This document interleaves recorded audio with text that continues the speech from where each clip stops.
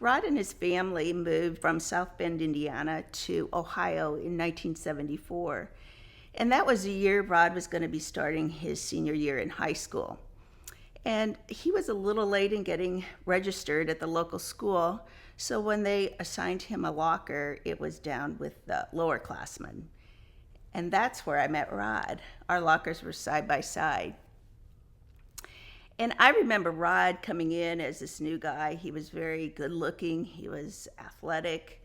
He was a track star that year, and he was a sprinter, high hurdler, and he even qualified for state. His athleticism caught the eye of the legendary Ohio State coach, Woody Hayes. When they first met, Coach Hayes said, "You are good, but you are not going to be our running back next year. Turn around. I'd like you to meet next year's running back." There stood Archie Griffin, to be the only two-time Heisman Trophy winner, considered one of the greatest college football running backs of all time. At 18, Rod survived a harrowing van accident, breaking a leg, ending his college football dreams. Instead of pursuing a college degree, he went to work. He obtained a blasting license and began working at uncovering coal.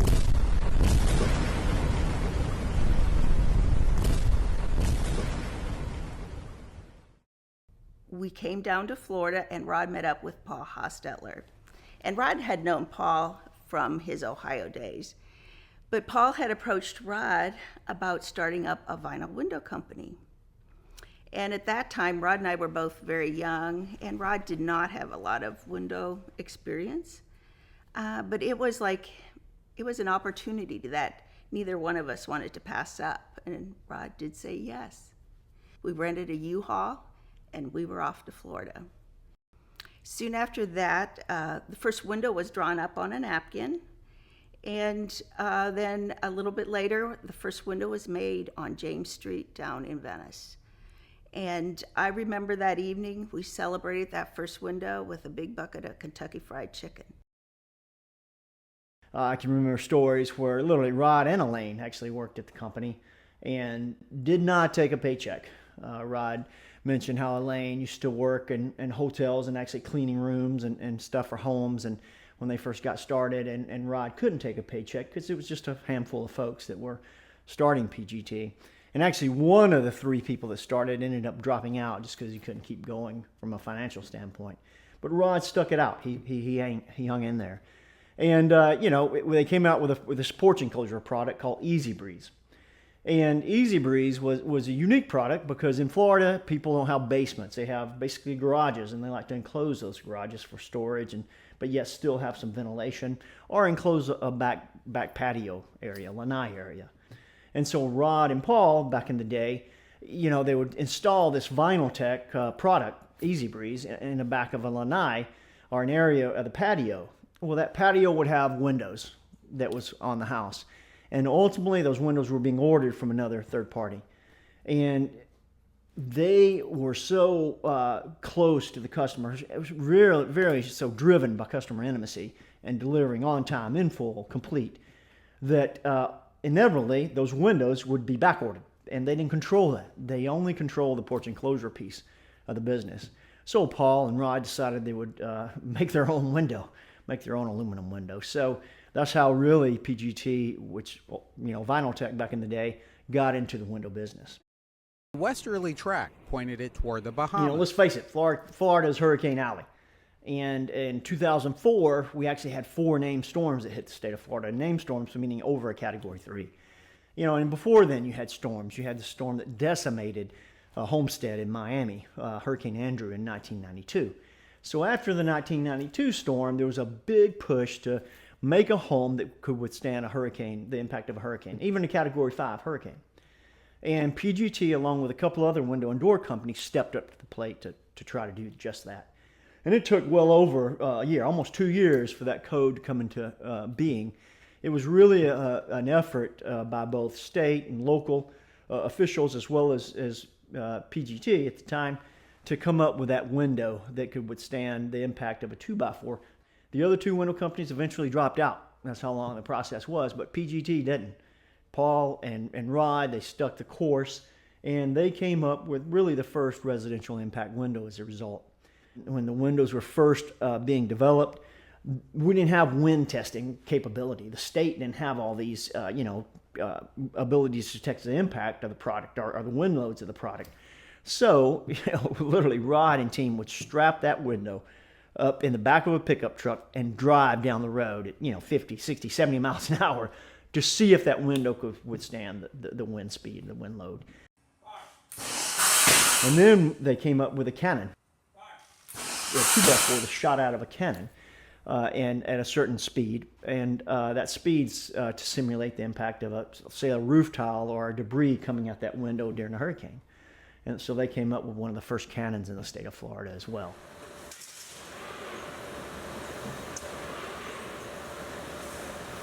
Innovation takes time. Innovation takes effort and risk and uncertainty. And I think that's what Rod and team brought to the table. They took on all that. And as a result, again, we came up with the first impact window for the state of Florida, and that grew because hurricanes come. And so as the company grew from 10, 15 million in sales to 200-300 million in sales, it got more complex, and it went through several hands. So ultimately, Paul Hostetler sold his interest in the company to a private equity. But Rod stuck it out. He rolled over that equity and wanted to maintain that ownership along with a handful of other people.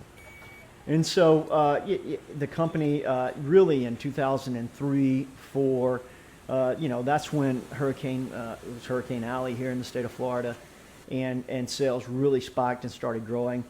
And I would say from day one, this company with an innovative spirit, with that customer first mentality, it's been drinking water through a fire hose up into the cell. It's been an incredible ride. And I always define rides, in life, with doing first with people. I like to do first with, I got 3 daughters, and we do a lot of first together. And Rod and I, we did a lot of first together. Rod and myself, Debbie Lipinska, who was also a key person for the growth of the company, the 3 of us, really took this company and took it public. We went public in June of 2006 at $14 a share. And some can say, that was the best of times. And if you're an investor, some may say that was the worst of times, because shortly thereafter, in 2007, literally 6 months later, we started seeing cracks in the housing market. And that's when things, again, the first time PGT had ever not grown in sales happened in 2007. And really from 2007 all the way through 2012, it was a tough market. We were in Florida. It's a lot of speculation. Home starts went from over 220,000 in 2006 down to 25,000 in 2011.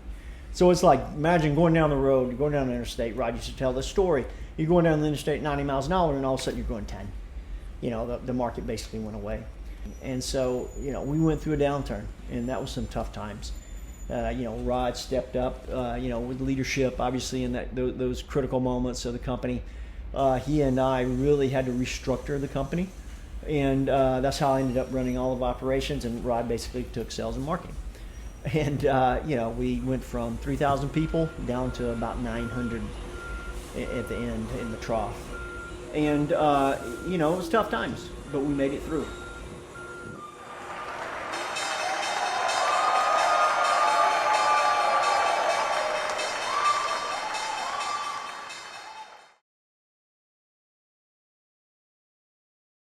Of all the things that I've seen Dad do in his life over time, the thing that has changed him the most is grandkids. Yes. He just melts for the grandkids, and it's fun that they have a grandpa that cares about him and loves him like he does. He does. Yes. And there's a little story that one of the girls had to write an essay in school. I think it was May. Was it May? I think so. And her essay, the title of her essay was How to Catch a Lobster. And she went into great detail in it. And Grandpa read it, and he was so proud. Even our little boys now, they have lobster stuffed animals, and Oh, yeah. They were practicing catching them in their room, hopefully in the next few years they'll be out there catching them or working on their swimming. But it's cool to see. I know my dad goes down, and I think it's one of the things that I think is kind of neat is seeing him teach all the new customers and friends and Yeah. other families. Somebody kind of, I guess they taught our family how to lobster, and he kind of keeps passing it on, and seeing how many people he's brought down there, and now they think they go year after year. That's what he loves, teaching people how to lobster. Yeah, I guess he's the true lobster man. Yeah. He's got to catch them all. He's got to catch them all. Well, hey, we might as well do this the right way, right? We're going to talk about Rod in his house. So I think, first of all, congratulations, Rod, and your family 100%. On this. What a great honor.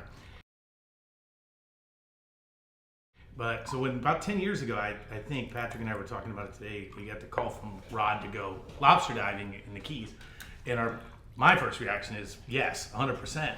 Our second reaction is, well, why does he want to hang out We with got in us? the car, and Keith and I looked at us and we're like, each other like, how the hell did that just happen? He wants to hang out with us. I was concerned with Patrick being from Western Pennsylvania, and did he know how to swim? I mean, he threw it up here. So we had some concerns, and then subsequently over the years, Todd and Keith joined us, and we've been doing it quite some time. I felt the same way. I was like, he wants to hang out with us, doesn't Nick? Well, we're happy to come down, and it's a great trip every year. We plan this for every September.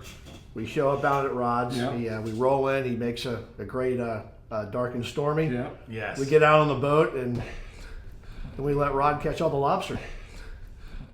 There's no one like him. I mean, he just can swim. He goes down there. We say all the time, he goes down there and hangs out like he's drinking a cup of coffee or something.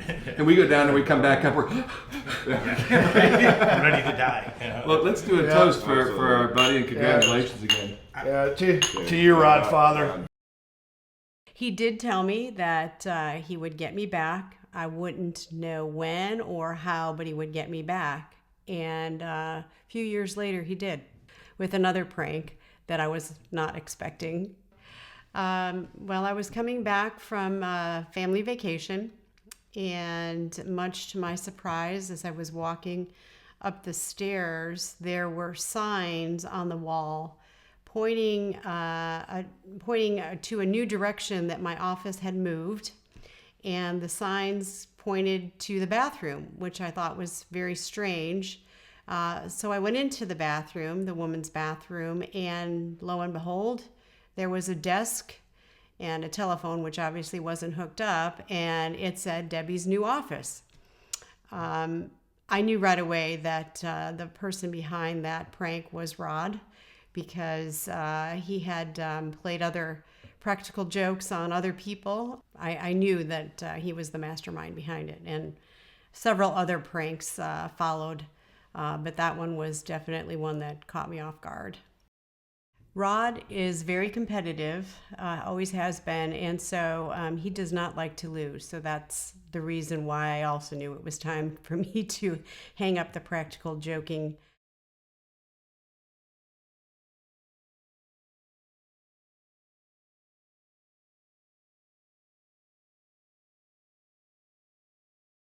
I want to just take a moment and talk about Children First, a place that Rod has held so close in his heart for so many years.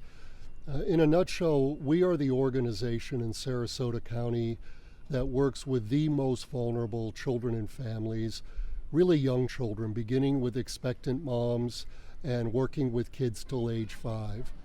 As PGT progressed in their approach to how they supported charities, one of the things that they decided was to narrow the focus of the organizations receiving their support, but yet make that support greater for those organizations. And we were very pleased, I would say blessed, to be in that smaller group, to continue to be supported by PGT, really intimate involvement in the delivery of our mission. When Rod was here, our children were really like his family as well. You could see it in the care and the love that they had in the volunteer efforts that they undertook.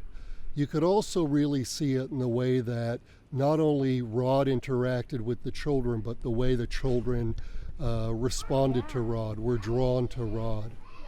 I just want to finish by telling you a quick story. One day the PGT crew was here and they were painting, mulching. Really, it was getting down and dirty. It was tough work. What we were doing though at the end of that day was having some classroom time where the volunteers dispersed. They went into different classrooms and they were reading to kids. They were interacting with the kids, or so I thought they were reading to kids. I was going from classroom to classroom, and when I went into, I think it was our purple crayon, there's Rod on his hands and knees with a little boy on his back, playing cowboy and horsey. And Rod is literally on his hands and knees, galloping around the classroom with this little boy on his back, shrieking with joy and laughter. The one question in my mind is who was enjoying it more, Rod or that little boy? To me, that image, seeing that day, really embodies for me who Rod is. I get a call from Benji, his son, just asking me if I'd seen his dad.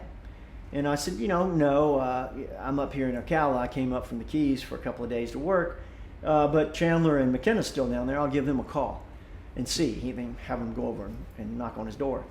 And sure enough, they went over, checked, the door was locked, the lights were still on. I asked if his car was still there. His car was still there. I said, we'll go around and check for his boat. And sure enough, they went around and the boat was gone. And so I called back Benji and just said, hey, his car's there. He's on his boat because his boat's gone. And that was all really I heard. Benji said, okay, well, we hadn't heard from him. A little worried, but we hadn't heard from him, but just wanted to check. And I don't know, it's probably literally an hour later that I got a call that it had been actually found at sea. I had no idea he'd spent the last night, on open water, basically with a mask and fins and snorkel, hanging on to a lobster buoy between his legs. And so, 24 hours in open water, can make a man think a lot. And I remember Rod telling me he prayed for every single person he could think about. Every single person that he had ever come across, he prayed for him. Because literally, he thought he wasn't going to make it. I think I would have been the same. Yeah, I mean, you're out in open water, your boat's nowhere around.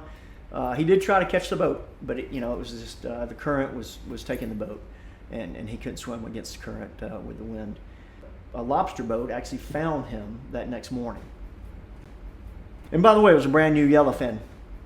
Just gotten it, just taking it out. The boat actually stayed on, wasn't tied off at the cleat, and so the rope slipped, the boat goes away, engine's still on, and those engines stayed on until it ran out of gas. And it showed the actual track of that boat going around the tip of the Keys all the way over to Cuba area. I mean, it was wild. Several days later, Rod's back in town. We were talking through everything that happened, and I think we both agreed we'd never go alone and lobster hunting and leave the boat. You always have a friend. And, it was an experience for him. Definitely life-changing. And but he got a call. He got a call from, I don't know if it was the Coast Guard, I think it was, and they said they had spotted the boat. But the good old Coast Guard doesn't tow boats home. That's not what they're on. They boarded it. Basically, nobody was on it, saying that they checked it, and that was it. His billfold was on there, so they knew to call him. And from that kind of kicked off the search for the boat. And I didn't know this, but maritime law, if you find a boat out in open water, I guess it's yours. So, the insurance company's like, hey, if we can find this boat, it would be better off. So it got pinged again by a freighter. And sure enough, they found that boat. They towed it back in. And he still has that boat today. And, it got a lot of miles on it without anybody on it. But it was an incredible story. Every year, PGT pays for a trip for all the top dealers. So we went somewhere. We go to a destination, whether it's islands or whatever. And then Rod, his last year being CEO of the company, when he spoke, he had tears in his eye, but half the audience did too. The guy, when he spoke, it was heart to heart. I've never seen anybody get an audience like Rod does. And he's genuine. And when he spoke about the trip and how the dealers and family means everything to him, it's legit. He's like no other person I ever met as far as how he works and how he's his personality is, and treats everybody the same. workers who still work on the floor assembling windows at PGT, they still remember him. They still remember him walking through, his smile. I've had a lot of people say he just has the kindest eyes, and just love talking to him about, whatever, their families, boating, fishing, whatever it happens to be. But they remember him because he truly cared. Just like he was always there and he cared for the family, he cared about the people that he worked with, and he did have a huge impact on a lot of people's lives, especially those people who worked closest with him. But really everybody in the company seemed to feel like they could just walk up and talk to him. And that's not always the case with all CEOs and business leaders. He was my dad. I worked there when he was a CEO. I thought that's just the way it was, and I've learned that's not the case. It takes a different kind of person to be able to interact with everybody in the company, and they loved him. There's been this argument between Patrick and Keith on who coined the phrase Rodfather, or at least named Rod the Rodfather. And this comes up every year and in between our trips as well too. And I don't have a definitive answer. Patrick is very adamant that he is the one that did it, and Keith feels probably the same way about himself. And I'm done getting in the middle of it, quite honestly. But it was one of you guys. Yeah, and Rod, in his infamous way of doing things, he made us both feel good by basically saying, "Well, I don't really know, but I'm sure it was one of you two." No, that was his answer. No, first of all, it was me. It was just lay it down here. Well, I think he likes it. Oh, he absolutely loves it. He's latched on. It's nationwide.